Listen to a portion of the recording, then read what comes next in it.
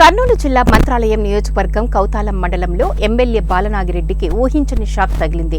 200 కుటుంబాలు వైసీపీ నుండి టీడీపీలోకి చేరారు.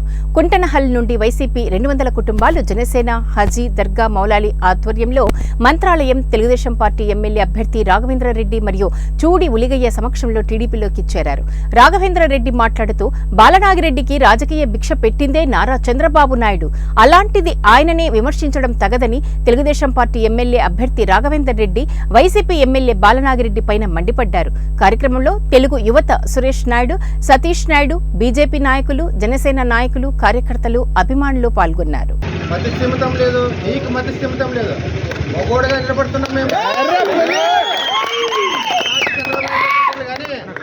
నాకు సరైన పోటీ లేదు. అది సరైన పోటీ కావాలనుకుంటే మరి ఇంకెవరున్నారో నీకు తెలియదు. కాబట్టి ఖచ్చితంగా మంత్రాలయం నియోజకవర్గంలో ఆ దేవుడు సాక్షిగా ఈ దేవుడు సాక్షిగా అంటున్నాం కదా, మేము ఛాలెంజ్ చేసి చెప్తున్నాం. మంత్రాలయం 1.5 నెలలు తెలుగుదేశం జెండా ఎగురుతుందని చెప్పి